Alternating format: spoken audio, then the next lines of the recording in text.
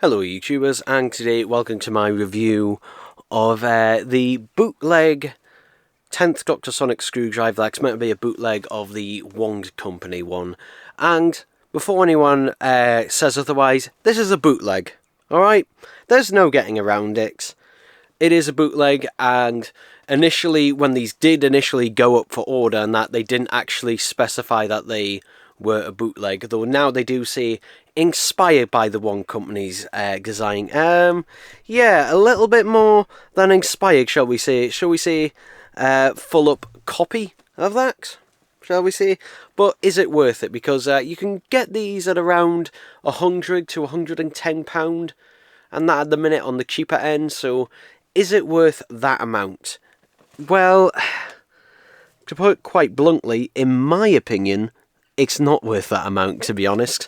Especially considering you've got the Niowa or Noah, whatever the hell you want to call it, sonic screwdrivers available. But yeah, let's take a look at this thing, shall we? Because there are a few things about this. So, first of all, this feels incredibly cheap. It feels very, very light and very, very cheap. It doesn't feel solid at all. In fact, for example, presumably this is aluminium around the top section. It's very sharp around these edge parts on that side. It actually looks a lot shinier actually on camera than it does in real life, but it is very light and extremely cheap. Like, it feels like it weighs absolutely nothing. Obviously this body section even, which, you know, was plastic as well on the Wong Company one, but at least that one, it had a bit of weight to it. This has no weight to it whatsoever. It is very, very cheap.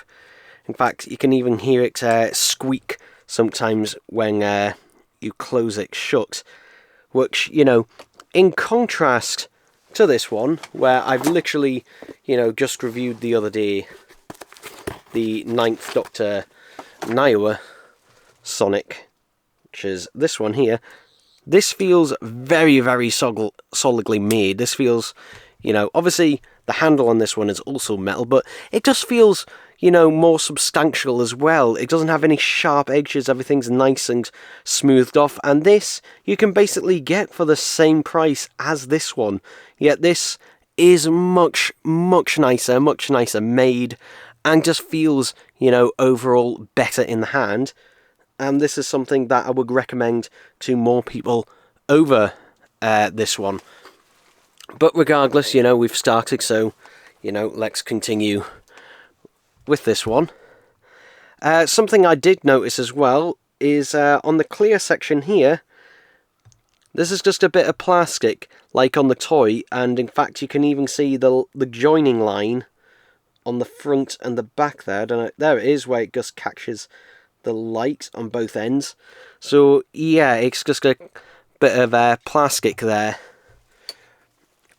Whereas again on this one, it's done like the actual prop is, where it's drilled through the middle, and that thing sort of gives this, I don't know, sort of chamber type of look to it. It just looks nicer and feels much more premium as well, which again is something the original Wong Company Sonic did, but again they've cheapened it out on this one. They do have the yellow wires. But they have cheaped out on this section here. You can even see some moulding points on it as well. At least, hopefully you can. Just there. And another bit there.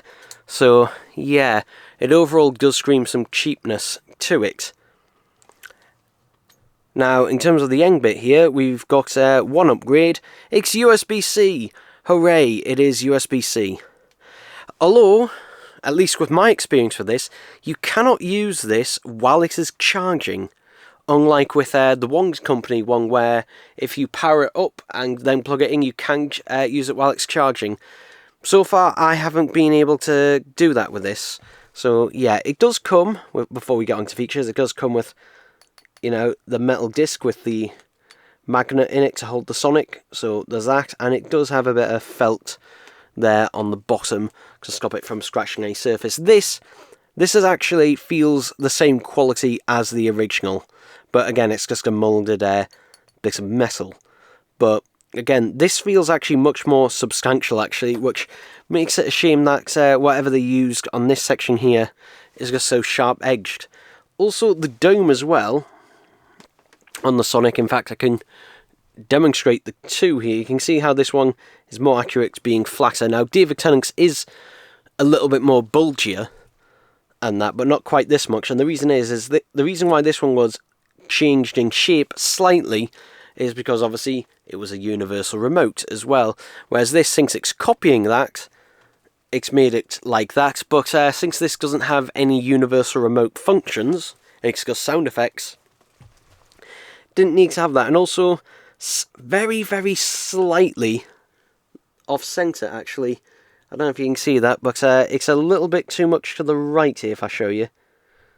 So, yeah, just very, very slightly off-center. But anyway, let's get on to the lights and sound effects. So, basically the operation of this one is just a single button here.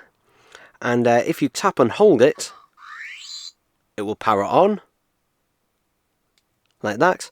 And then, once it's powered on, if you press and hold it, you can see there, it will light up blue. And interestingly, if I show the camera this, there's actually 2 LEDs in there, not just one. But you can see there, the 2 LEDs side by side. Despite having 2 LEDs in it, it is incredibly dim. Just compare the 2 of them. You can see how much brighter and that this one is compared to it. Much, much dimmer, yet this has 2 LEDs in it, this has 1. Why does this have 2 LEDs in it? The only reason I can think of is because, obviously, on the TV remote, the other one would be an infrared LED for your TV. So, obviously, they've got an extra space there, so they've just put an extra LED in there, which does make it a little bit weird. You can activate the lights and sounds from no matter where the screwdriver is. The bottom section now is just fallen off as I'm recording, so I'm going to have to go pick that up afterwards. It's falling between the tripod, yeah. The bottom section on this one doesn't stay on particularly well. It's fallen off twice during this video already, where I've had to just put it back on, but yeah, that's something just to note there. Now, the way the sound effects, or the other sound effects, are activated is slightly different. And to show this, I'm going to have to show the box and the instructions. So, the box on that you get is basically, you know, copying the Wong's Company one. In fact, that is the actual Wong's Company one on the box there. But on the side, it actually just says 10th Dr. Sonic Screwdriver, and doesn't actually say Doctor Who anywhere on this, probably due to copyright. But it says batteries required, not included, requires 2 AAA batteries, it says on the bottom, which they've clearly taken from something else. Yeah, that's another problem with this. This has a built-in lithium-ion battery, just like the original, so basically when it dies, the Sonic Screwdriver dies. And if you know anything about the Wong Company ones, you know how extremely difficult those are to actually replace the batteries on. I've only seen one video in the past, and I think it was on Twitter, where someone had actually successfully changed the battery on it, but my god, you know, I would be terrified to do it. But anyway, let's have a look at the instructions, shall we? So on one side, this is the wrong way around. On one side, this is just literally a copy of the Wong's Company's, you know, instruction booklet on one side. So yeah, that's a copy of that. However, on the back, here we go. This is actually new instructions, actually. Which, yeah, just looking at it, you know, doesn't look as much like a professional product anymore, does it? I don't know. But as you can see here, the way the Sonic is actually operated is slightly different. Because on the original, it had touch sensors on it. whereas this one does not have any touch sensors on the sonic screwdriver. It does have the same amount of sound effects, at least from what I remember, but because it doesn't have any tap sensors, so if you tap it on each side like that, that will do absolutely nothing. The way you activate the other sound effects is when you power it up, so make sure it's powered up once. What you do is press the button twice, and then you basically flick it in various directions. This is the only weird sound effect where it sounds like it's broken. You can also pull it back and forth as well.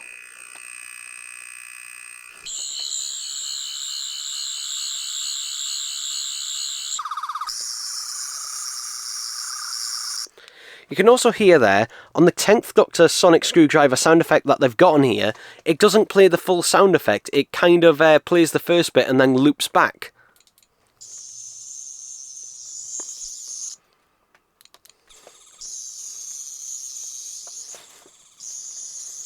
Yeah, it's a bit weird. But anyway, to activate the other sound effects, you actually have to press this button 3 times. And again, flick the sonic screwdriver in whatever direction corresponds to the sound effect. And as you can see, the LED will flash with it.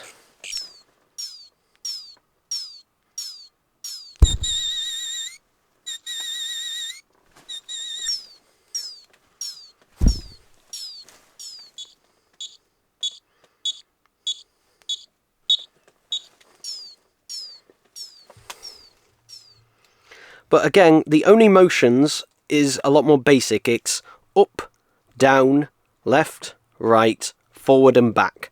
Rotating it will do absolutely nothing, and again, tapping on the sides or the top or the bottom will do absolutely nothing, which is why they've had to do it that way. Also, just to note, the emitter on mine is a little bit wobbly as well. So yeah, again, something that this one isn't suffering from. This one is very tight. Again, this seems to be the case on the aluminium one. This one is built incredibly well. And to be honest, it makes me appreciate it more than this. Now, I paid £80 for mine because someone on eBay was selling it in the UK, so I was able to pick it up a bit cheaper. But yeah, overall, you know, I can't recommend it. I just can't. Really, especially considering, you know, we've got other options. If we didn't have anything else, like, if I had nothing else to compare this one to, I would probably say it would be worth it. But considering now we're in a market where, again, other options are available, like literally the only 2 things this has really over this one is basically, one, it has more sound effects, although obviously, you know, they're a bit flaky at times. A lot of the time when you're flicking it in one direction, it really doesn't want to do the sound effects. It's not whatever motion or gyroscope they've got inside this sonic screwdriver. It is not obviously as good as the one that was in the Wong's Company one. And the only other difference is obviously this is based on a 10th Doctor prop, an actual 10th Doctor prop.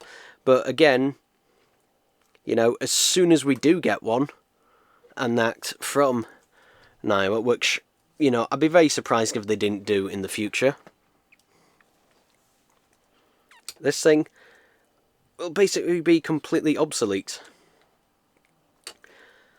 Like I said, you know, if it was in a vacuum and we weren't living in a world where this existed, to be honest, I would be a lot less harsh on it. But considering we do live in a world where that exists, and it's also, you know, cheaper than this in some cases. There's actually listings, quite a few listings, where this one is more expensive, which, you know, considering the build quality and that of this one, in comparison to that one.